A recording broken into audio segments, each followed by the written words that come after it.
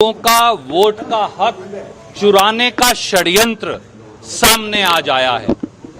किस प्रकार से एक प्राइवेट एजेंसी को आगे लगाकर बीबीएमपी के इंचार्ज मंत्री जो खुद मुख्यमंत्री हैं श्री बसवराज बोम्मई, बीबीएमपी के चीफ कमिश्नर जो खुद इलेक्टोरल ऑफिसर बेंगलुरु के हैं, और सब लोगों ने मिलकर एक प्राइवेट संस्था के साथ मिलकर किस प्रकार से आम साधारण भोले भाले लोगों का वोट का अधिकार चोरी करने का षड्यंत्र किया, वो आज तथ्यों और कागजात के साथ उजागर हो गया।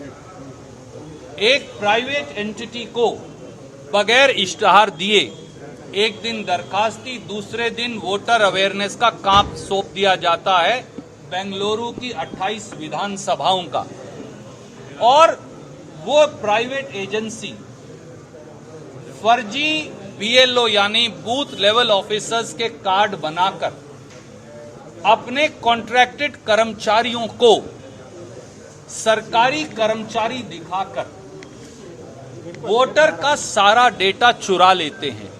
और यही नहीं, उस एजेंसी के द्वारा चोरी का काम ये सब कॉन्ट्रैक्ट भी किया गया।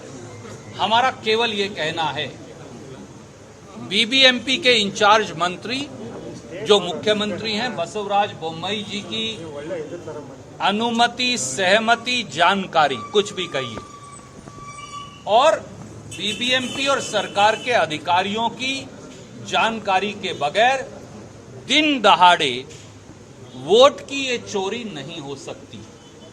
और इसके लिए सीधे सीधे श्री बसवराज बोम्मई जिम्मेवार हैं, बीबीएमपी के चीफ कमिश्नर जो इलेक्शन अथॉरिटी हैं वो जिम्मेवार हैं, बीबीएमपी और बोम्मई सरकार के अधिकारी जिम्मेवार हैं। इसलिए इन सब के खिलाफ धोखाधड़ी, चोरी,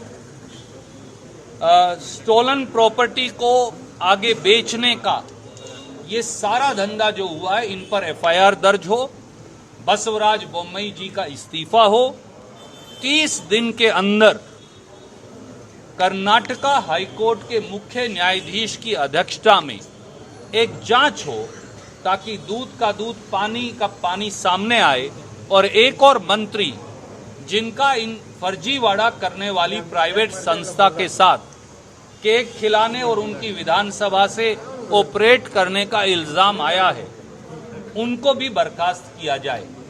ये सरकार जनमत खो चुकी है और इसलिए अब इलेक्शन चोरी करना चाहती है।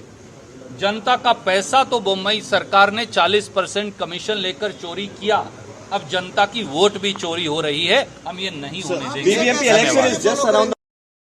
हमारे विपक्ष के नेता, हमारे प्रदेश कांग्रेस कमेटी के अध्यक्ष और वरिष्ठ नेता अभी पत्रकार वार्ता कर रहे हैं, और वो इसके बाद बसवराज बोम्मई जी पर और सब इन अधिकारियों पर इन सारे धोखाधड़ी, वोट चोरी, आइडेंटिटी चोरी के मामले में एफआईआर दर्ज करवाने जाएंगे, और कई और कार्य हम इसके फॉलोअप एक्शन के तौर पर करेंगे, उन्होंने मुझे बताया।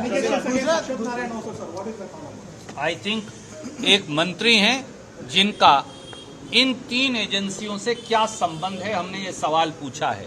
ये रिश्ता क्या कहलाता है अश्वत्थ नारायण जी, ये तो आप ही बताइए।